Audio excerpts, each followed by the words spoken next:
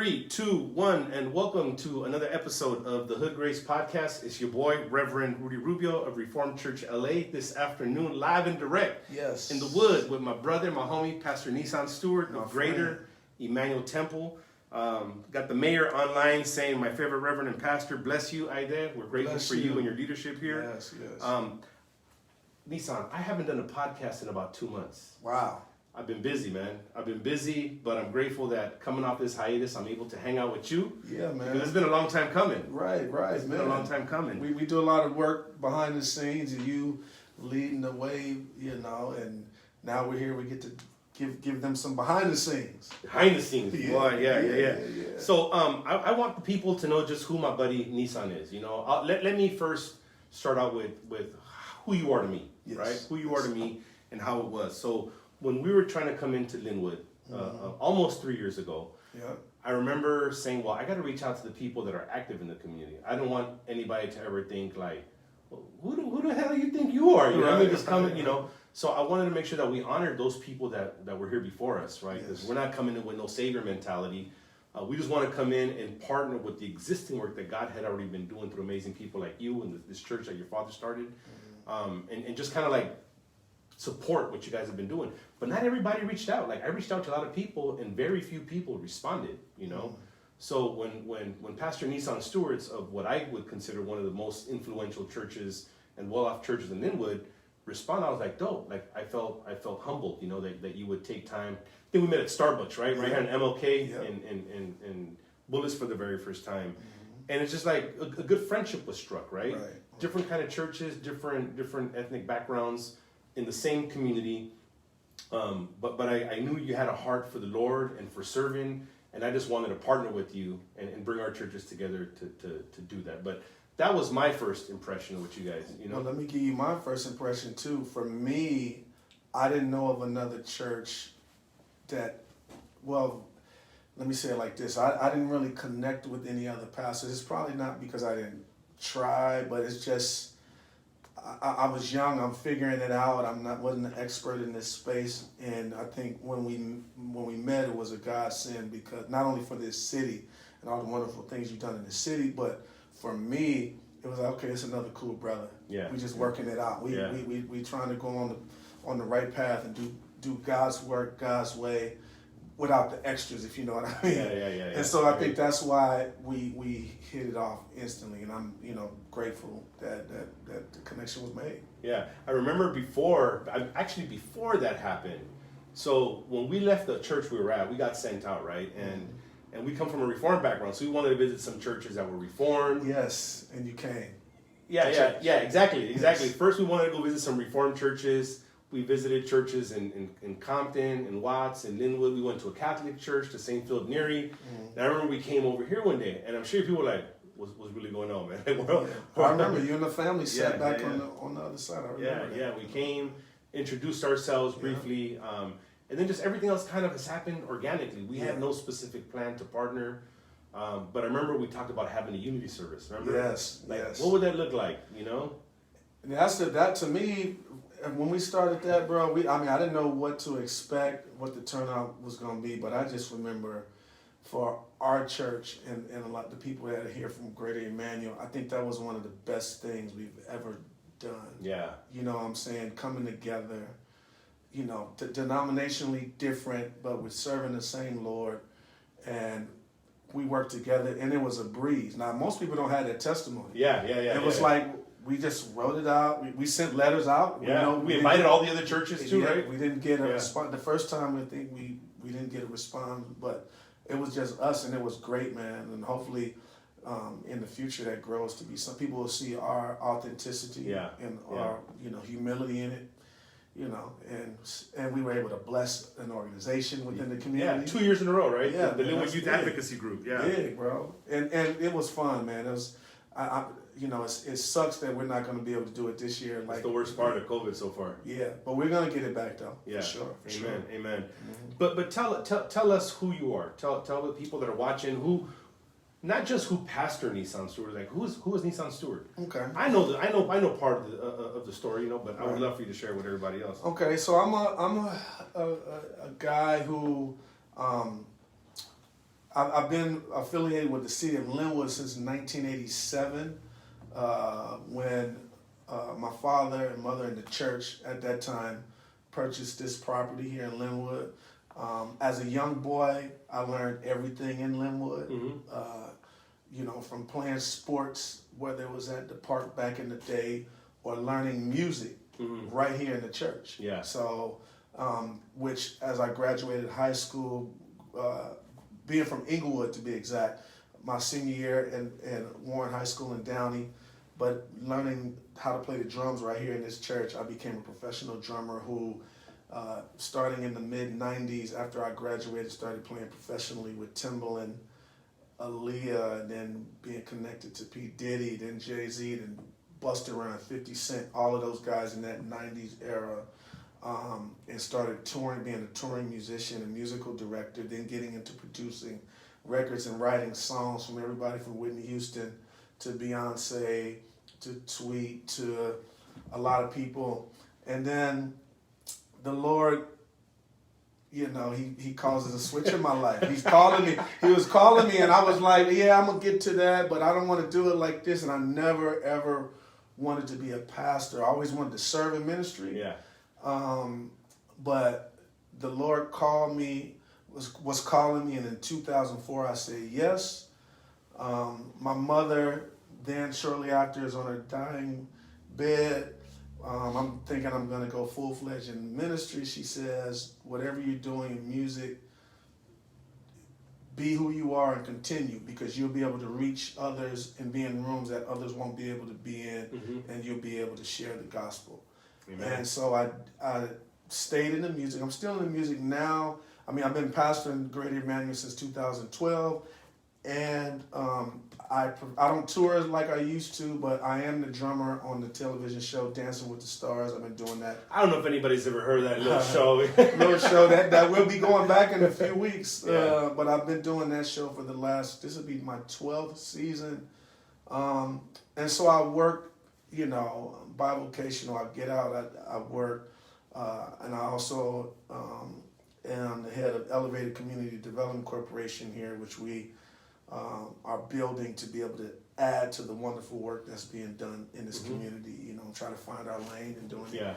But that's who I am, man. You know, I'm a wife, 3 kids, family, and I love golf. You love golf, bro. You love golf. Yeah. I just got into that. I think I needed to find something that to keep me sane without getting me into any trouble. You know what I'm saying? So if I'm gonna have a vice, I want that to be it. But I mean, you know, and I love people, man. I love people of all ethnicities, all races, man. I'm just you know, I've learned to appreciate humanity after seeing my parents pass. My mother in 2004, my father in 2012, and just meeting people all over the world. I think, you know, I've been everywhere at least 3 times in the world, and meeting all different types of people, seeing the good in people, seeing the bad in people, and figuring out how can I use my experience in ministry. You know what I'm saying? And so that's who I am in a nutshell, bro. Yeah.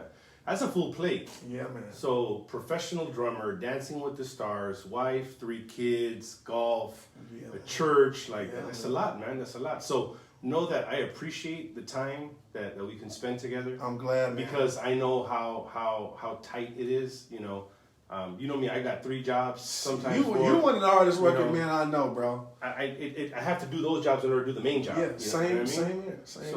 But as you were talking right now, and what your mom said on her deathbed, it reminds me of Proverbs 18:16 that says, "A man's gift makes room for him and brings him before the great." Yes, sir. You know, and I think about all the names that you listed off, right, and how your spiritual gifts, your ministry, your knowledge of the Word, your love of God.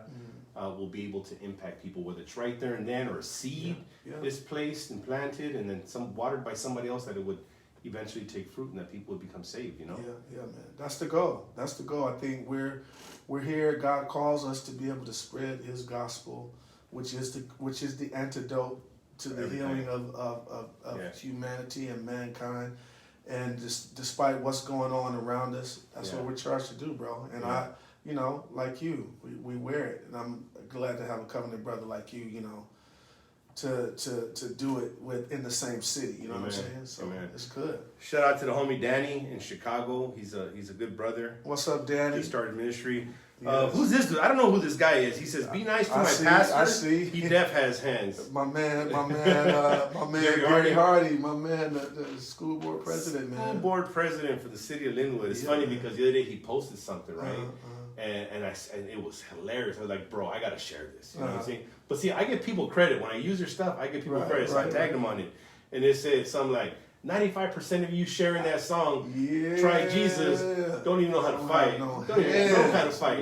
No hands. Listen, I think people feel good. You know, social media makes some people feel good. Man. Yeah. That's crazy about that song too. When I saw the post, so the guitar player in the video, Jabari, that's a friend of mine. You know, so he down in Dallas, they're doing their thing, and now they got a song out, and people inciting fights in the church. Try Jesus, don't try me, because I throw hands. And some people got mittens, they don't got hands. Yeah. But it's what it is. And some people have tiny dinosaur hands, little itty bitty hands. They're like, exactly. So thank you. Shout out to Gary, school board president, for saying he's affirming. My pastor definitely has hands. Oh man, listen. If it goes down, you gotta know who to call. I know I'm calling Rudy. Yeah. Thank you. Gary's with me. A couple others. We gotta go. So tell us a little bit about Greater Emmanuel Temple. So Greater Emmanuel Temple, man. This year, coming up in a few weeks, actually on the 13th, we'll be celebrating 55 years, man. Wow.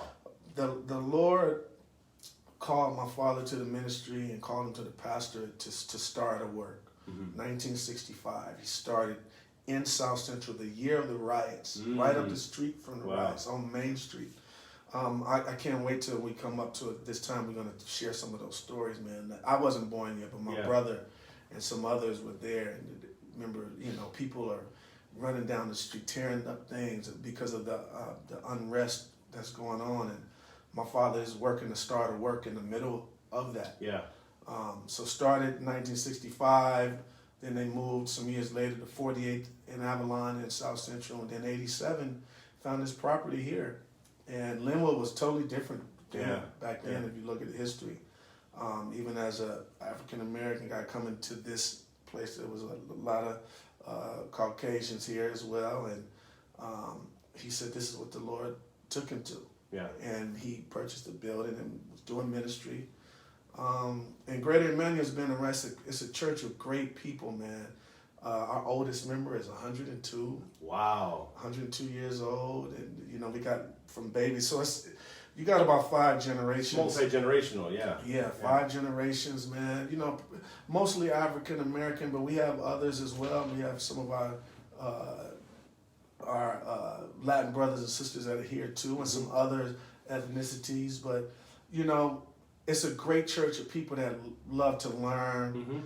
They love to give. They love to sow into the community the best they can. And we're figuring it out. I tell them we don't have to be the expert. I know some churches claim to be the expert. Yeah. No, we just want to have our heart pure and God provide us with opportunities to serve. And we want to just do the best that we can with it. And I love the people here at Greater Emmanuel. It's not a joke. Like, I love everyone. I get to meet so many wonderful people. I get to sow in their lives. They get to sow into my life, you know, just with love. Yeah, it's equally as beautiful. Man, it's so good, man. It's so good. Yeah, our mayor is saying that she grew up watching people walk towards Greater Emmanuel Temple. Yeah, she said her favorite part was watching the women with their big, hats. Beautiful church hats. Yeah, she told me the story. It was, you know, in those days, the church has always been, for some, and even in the African American community, it was a safe haven. It was a place of safety. If you go back and do the history, the study of the culture, and you know, even though I laid back, you might come in on a Sunday and catch me in a suit. You might catch me in a sweatsuit. Yeah. It just is what it is. But you know, is he holy or is he hood? Yeah, which one is he? Like, I don't know. For me, bro, growing up, it was a thing that, you know, my father wanted to make sure we all had suits.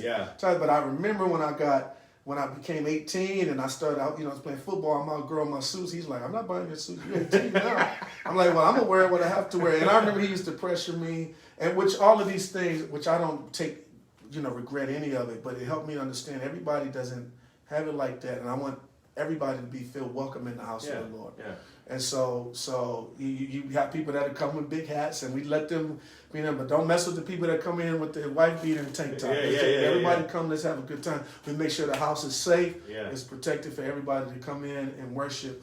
But man, it's so much history in the church. But that, it's such a joy, and I miss being able to come and worship as we normally do. For us, as I was sharing with you earlier, we do have a lot of seniors as well. I'm concerned about them during this time. A lot of people aren't taking COVID serious. Being in the hospital, working at the hospital, we're praying for them, but we're still able to serve the community and serve the people, just a different way of doing it now. Yeah. So we just adjusted, man.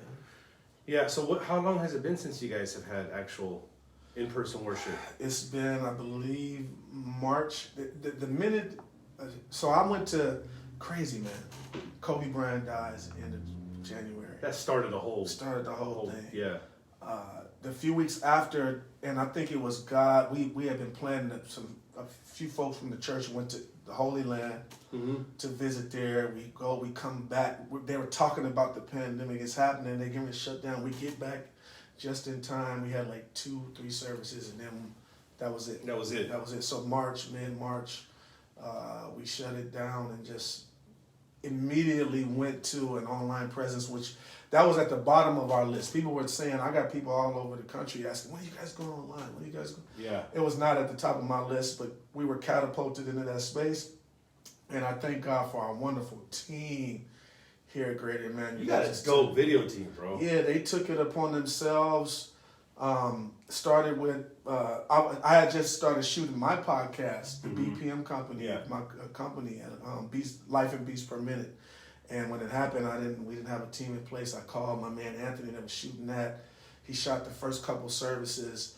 Then Esther from Esther's here. Esther's a G. She come in. She had been doing it for a while, but she works a full-time job. Yeah. She's a hospital nurse. Yeah. So she came together. Then we put the team together around it, and they're working together. And so a lot of things are forming. So I got to shout them out because Esther, Pastor Dane, our youth pastor, Carmen, Kiana, the band, the worship team, they come together, and everybody else that works with them, they just, man, we're blessed, man. Yeah, I remember seeing Esther's work when we had our first Unity service. Yes, and she put like that recap video together. I was like, yo. At first, I was like, who's this girl walking around with a camera everywhere, just like in our faces? But when I saw, I was like, yo, she's talented, man. And young people learning to do things, which is a part of what I wanted to do, even within, not only in this church, but in this community. Yeah. Because again, working in that field of entertainment, when we redesigned the church, we wanted to have, the technology so kids can learn to work cameras. Those jobs pay $100,000, $200,000 a year. So those kids in this community can learn that stuff. So that's one of the ultimate visions for the community, the kids to learn. So they a shout out to them. Yeah. And I'm gonna bring my son to you so you can talk to him and help him. Who did the intro theme song? Son got it popping, bro. He's the one that does our sound at church. See, and every Unity service is him. Back then he was 16 years old. The first Unity service. Wow. 16 years old. You know what I mean? Last year, 17 years old. He just turned 18. Talent. And he's been holding down our sound and our audio visual since we started. What's his first name? Diego. We call him Duva. Diego Duva. Shout out to Diego, man. Killing it, man. He's doing it. So, any plans? I know we were talking a little bit before off camera, but what are the plans or what's for the foreseeable future for G.E.T and corporate worship? What does that look like? Corporate worship for us, like I finally had. Let me tell you, I finally had last weekend. The sermon I did last Sunday for service was the first day I was like, I'm tired of this. I want to come back to church. Yeah. I'm sick of preaching to the camera. I was just having a personal moment. Yeah. But for me, it's paying attention to what's going on, and again, me being cautious for the people that I'm done to shepherd over. It may be the end of the year, top of the year. I mean, I don't know. I'm just playing it by ear. But also, I think it gives us a good time to share. It's allowing us to be creative in this time. And so we're stretching. The team is stretching in terms of thought and creativity and meeting with our church. I know the saints from the church, those that are members here, from what they say, they love it. They want to be safe. They're concerned about their health as well. We have some people in our church that were affected by COVID, whether actually having it or having a family member that passed from it. Yeah. So, I got to be cognizant of all of that with the decisions that I make. Some people don't understand it from our shoes, you know what I'm saying? So for us right now, we're still playing it by ear. We're paying attention, but at the heart is, okay, how are we going to get the word? Like, Lord, whatever the Lord gives us, so we can share it with them. And I want to always be able to do that. So I hear your frustration, brother. For us, it was like, so I chaplain with the Dodgers. I was at spring training with them in March. Hopefully we get it this year too. Sidebar. Yeah, Lakers too, baby. Yep. We clinched already. Yeah. But yeah, man. And all of a sudden, I was in the locker room with the Dodgers when all of a sudden the NBA announced they were shutting down, and I was like, whoa, this is getting big. This is getting serious. Ended up cutting the trip short, came back, and it just, life wasn't the same. And it's still not the same, right? Yeah. But if there's one thing I remember, is that in the hood, MacGyver can't hold nothing to us, bro. Like, we are so creative. Yeah.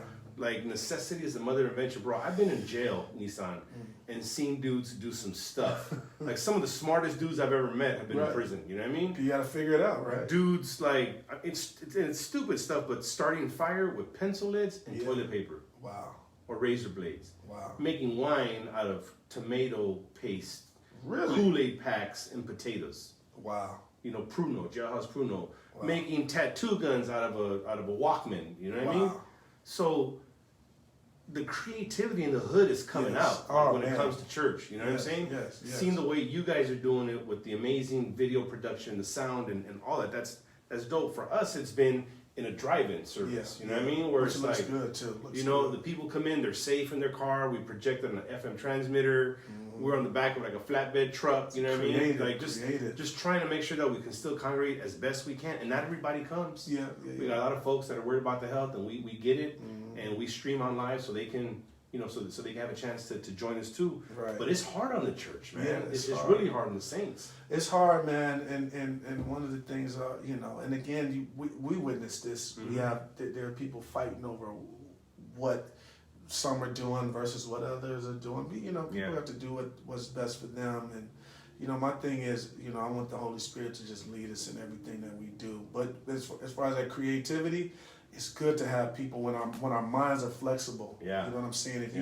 If you lock me in the room, I'm gonna get out. Yeah, one way or another. One way or another, I'm getting out. Without a key, I'm getting out. That's just the way that I was taught. That's the way I was trained by my parents, and that's what we're doing in ministry, man. And I'm grateful. Even though this season sucks, I'm grateful for it because the Bible tells us in everything give thanks, right? I'm thankful, even though I don't like a lot of what's happening, and there are a lot of things out of our control. I know God allows things for reasons, and He allows us to be in it for a reason. So I think there's a lot that is coming out about us learning each other here, learning to work and figuring out being creative. And it's like family with brothers and sisters working. Yeah. We don't agree on everything. We may have a little spit or spat here there, but we work it out because it's all about kingdom work, bro. Yeah.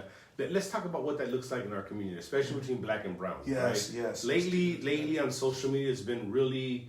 It seemed like there was a fad that started. I don't think anybody specifically intended it. We just got a bunch of knucklehead youngsters making decisions that were just really, really unwise. Right. Right. It seemed like we saw a social media post that went viral where it had, and it was all pretty much violence against Mexican street vendors, right? Latino street vendors, where some young black kids came by and threw eggs. Like they called them like, hey, like they wanted to buy some, but when the dude turned around, like they threw eggs at him. Yeah. And another one got beat up in Long Beach and robbed. And then it started like a string. It seemed like every other day there was a new video. And heard somebody some in Texas as well. Yeah. And then it started getting crazy because the Mexican, gangbangers were standing up, and then it started to get tension. And it's like there was no intended plan, let's start messing with the Mexicans. Right. Just a bunch of knucklehead youngsters that didn't know no better, right? Some words. I would call them something that I probably shouldn't say, so I'm not going to use the adjective. Right, cool. But the dummies, if you will, that we're dealing with one issue in humanity, George Floyd and all this. And then all of a sudden, you see us coming together, blacks and browns, and then something like that happens. Here in Inglewood, I remember, I think one of the first in the high school, I think one of the biggest riots between black and brown. I was a part of that at Eaglewood High School back in the early 90s, man. And it was horrible. Horrible. All of us having issues with other ethnicities. Then if we come together, when we come together, it's the best thing ever. Yeah, amen. You know what I'm saying? And so some knuckleheads to go out and do that is whack, which prompted me to call you that day. I wanted to call you because, again, my boy Sam, he hit me. We were talking. I said, no, I haven't heard about that. Tell me what's up. So, to know about that, we got to figure out how to come together and stop the young knuckleheads from doing that stuff. But how can we support each other even in these times? So that's whack, man. So, I know, again, like what we were saying, that you told me about the challenge that's even happening right now. Yeah. So it was cool because on one hand you see, and I'm sure people are just picking out all the bad stuff. Nobody's taking time to see where black and brown have come together and how they're doing a whole bunch of stuff, right? I know throughout the marches and everything that was happening with George Floyd, there was a lot of black and brown together. Yes. And then in the midst of this is when all this stuff started happening. Right. So I'm sure this stuff has been happening for years, but for some reason they started making it viral, recording it, and whatnot. Once it goes viral, it's everybody's. But on the flip side, though, I told you about a video I just saw the other day where it was a black dude, right, that went and walked up to this like I want to say Mexican street vendor that was selling fruit, and he asked him like, "Hey man, how much for all of this?" And the dude, like, they don't really understand each other's language. He's trying to explain to him, and he goes, he had like 3 cups, like $5 each, $15. He goes, "No, but how much for everything? You still got fruit in boxes that you haven't yet sliced up. How much for everything?" So you can see the dude like crunching numbers or trying to understand. I think he said something like $80, $85. And the brother gives him a Sino. He breaks him off a Sino. He's like, "There you go, man." And he's like, "Oh, I don't got change," or something like that. He's like, "Look, here's the $100. I just want 1 cup of fruit. You keep everything else to sell it." And it was like a hashtag Elotero Man Challenge, which means the Corn Man Challenge. And it's like, okay, this brother has seen what's been happening, and he's trying to do something about it to change the direction that it's going, or change the perspective on it. You know what I mean? Like, you're not going to get us fighting against each other, man. Right. A couple of mistakes don't. That's right. But then you got dudes like, you mess with one bean, you get the whole burrito. But it's like, no, hold up. It don't got to be like that. It don't got to be like that. So I thought it was pretty dope, bro, that a brother was going out of his way to make sure, like, this is how we do it. This is how we make things right. First of all, when you shared that to me, I said, I'm gonna do the same thing. Yeah. And then I don't know if I'm putting the cart before the horse, but to talk about the idea that you gave me about having the street vendors. No, you can mention it. So that idea, I saw it. Once you said it, like, get the street vendors, let's bring them here to the lot. Let's have a day, like, where we get some music out here, we get a band out here, and let's support. I get the people from the church, my friends. Hey, I need y'all to come over here today. Let's support. Let's show that we support one another. I think people need to see that, and let's make that go viral. For and sure. not just here. Maybe it'll be the start of something, that even happens within the county, man. Because we have to do that. Like, for every evil that I believe the enemy tries to make present, we gotta override it. You know what I'm saying? With what God gives us, and we have the resources in the friendship to do it. I'm like, let's do it, bro. So let's talk about what that friendship has looked like, right? So outside of us being friends, outside of the unity service, and you talk about black and brown, bro, it's like we have tacos, and then we have barbecue, and then we have like Mexican sweet bread and sweet potato pie, and like all of this stuff together. It's like, man, it was beautiful. Yeah, man. Our worship with traditional, black gospel music, to see black, brown, and Samoan singing in Spanish, morphing together, just coming together, and the way our 2 cultures came together to honor the risen Savior was beautiful. And then to see the pandemic hit, and to see how our churches came together to serve our community. You know what I mean? How we weren't worried. I mean, we were worried about ourselves, but we put our own needs to the side to be able to care for our community. You were gracious enough to open up, the church property, so we can help the school district to continue the food distributions. And I think they originally, talking to Tam, we had like 40, maybe 50 families at the beginning. A couple hundred. And by the end, it went up to like 200, 250 families, bro, week by week by week. I felt guilty, like after the 3rd month, we couldn't participate anymore. Like, our people had started going back to work, getting different jobs, but man. But first, let me salute all of those, the members of Reformed Church of LA, Lynwood, and Great Emmanuel Temple. You guys, first of all, led the way. Your team, the members, just coming together and inspiring a lot of our people. We have a lot of people that live outside of the city come in. A lot of seniors. Some were, because of the COVID, they couldn't come, but those who did, coming together and work. That was such a joy. Yeah. To see the team work together, the assembly lines of browns, blacks, everybody coming together in the cars lined up, and we were able to be a part of helping that. Like, that's a joy. Like, that's a high. Yeah. Right there. That's a real high for me to see that.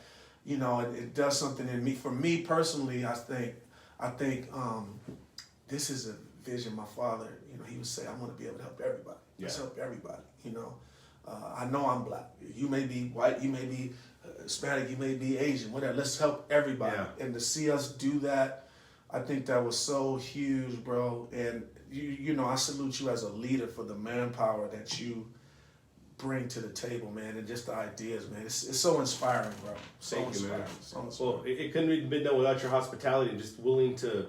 I mean, what we thought was going to be a couple of weeks turned into a few months, and just for you to say, hey, I'm going to give up this property, and also put up with the headaches that come with it, too. A lot of, because I'm sure you had a lot of headaches, too, that I guess that comes along with, like, we don't have our own building, and as much as I wish we had our own building, like, I know that there's problems that come with having your own building, so I can't imagine. So thank you for that, man.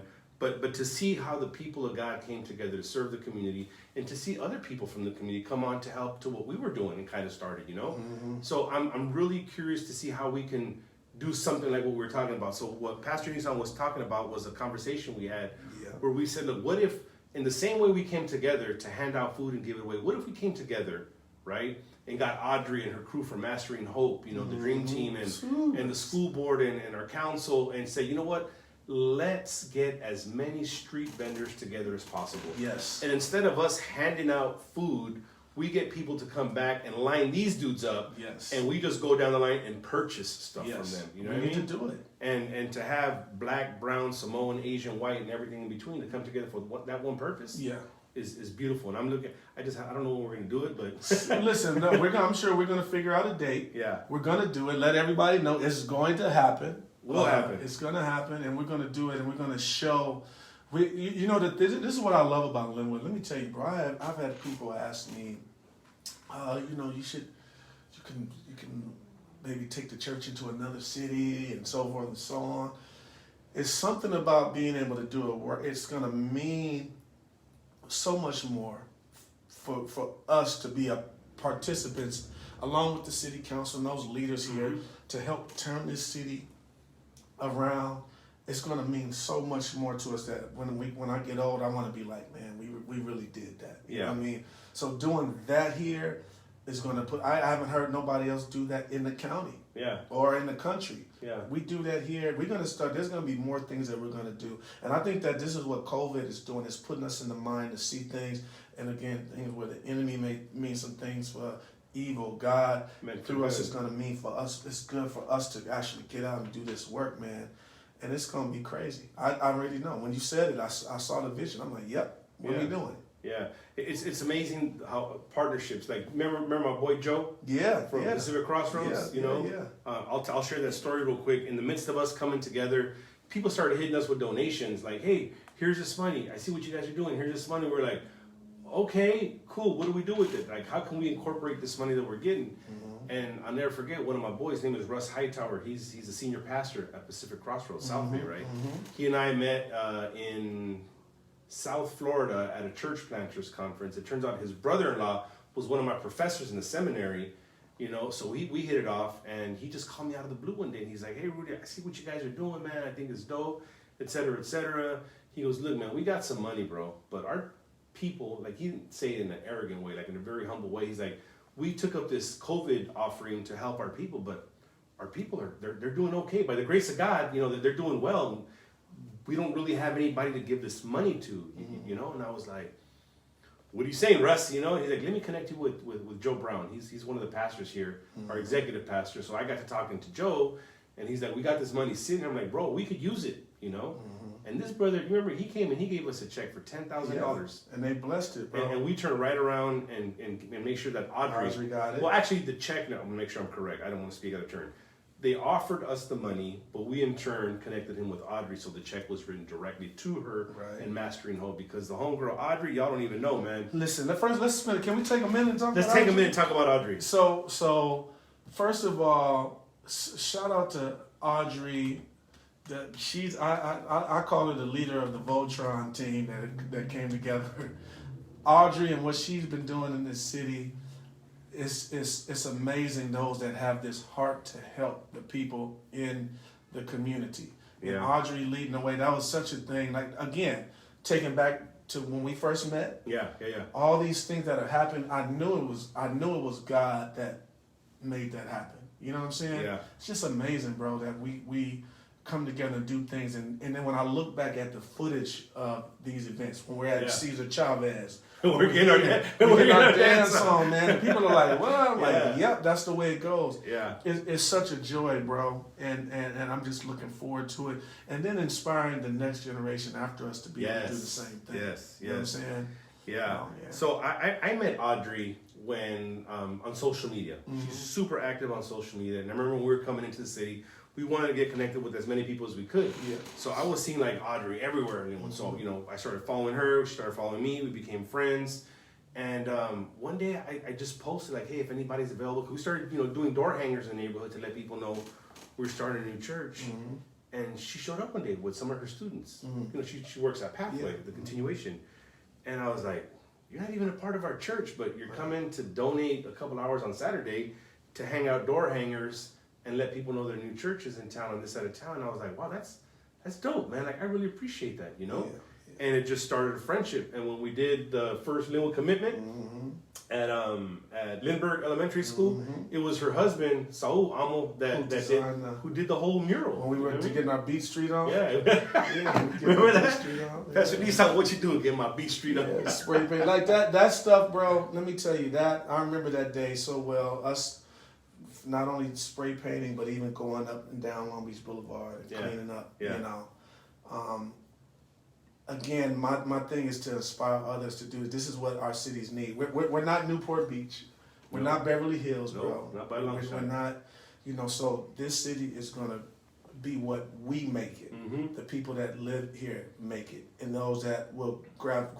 My prayer is that people will grab a heart for Lynwood. They don't even have to be from Lynwood, but grab a heart for this city. And we'll be able to change a whole bunch of stuff within this community. And it's happening slowly but surely, but hey, we got to do it, man. And we're like the redheaded stepchild, I like to say, because we got Compton on one side, we got Watts on the other. And everybody's heard of Compton, everybody's heard of Watts, but not everybody's heard about Lynwood. Yeah, man. What do we have to boast? Like Weird Al Yankovic? Man, listen. Is he from here? He's from Lynwood. Weird Al Yankovic. Tell me something I didn't know. Shoot. Okay. That's interesting. Yeah. But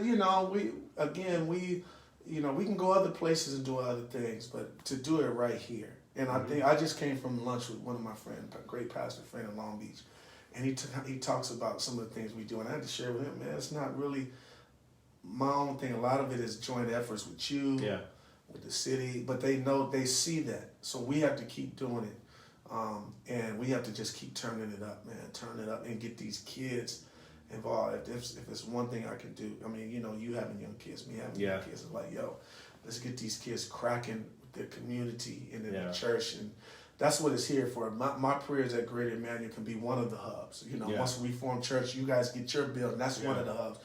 We can go over there and play handball, which I need to learn how to play. Let's do it. You gotta teach. I'll teach you handball. You teach me golf. Easy, bro. It's a deal. It's a deal, bro. Yeah. But they can come here and play basketball. People give. People don't even know, like the basketball court on the parking lot. That was Chris Webber Hall of Famer, NBA Hall of Famer. I'm working with him, and he wants me to do something for him and his music. I said, well, I want you to do something for my church, and so things happen, and I think God gives us favor with our relationship, just like Pacific Crossroads comes, and they're a blessing to what we're doing. If we keep this up, bro, we'll do some things in Lynwood. Hopefully that'll be historical for this city. It's not, and we know what we do is not, there's no competitive bone in our spirit. Only time that would be is if we played softball with each other at a picnic or something. But when it comes to doing community work, it's all good, man. It's all same great. team. Well, man, I'm grateful that the Lord chose to bring us together to be friends and brothers in the faith. Yes.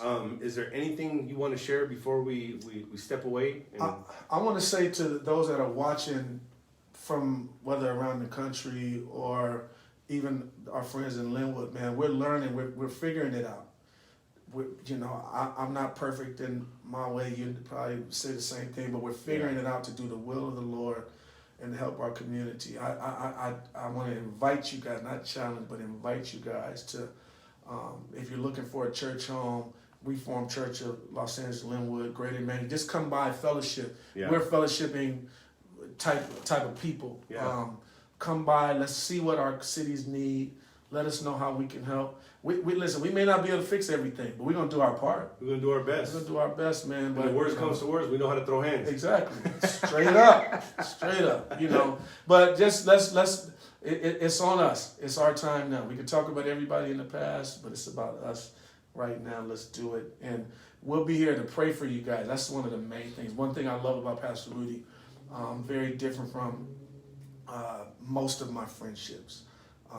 The first time when we at Starbucks, you asked me, is there anything I could pray for? I commend you for that, and I pray for you without that moment, but that moment to be asked. Yeah. I think that, and I've taken that and carried that to my friends. So if there's anybody out there, if you're ever in a state you need somebody to pray for you, Pastor Rudy, myself, would be honored to just intercede on your behalf.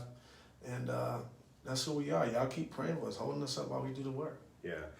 If you guys don't yet belong to a home church, get involved with a home church. Yes. Ain't no such thing as a sideline Christian or a homeless Christian. Right.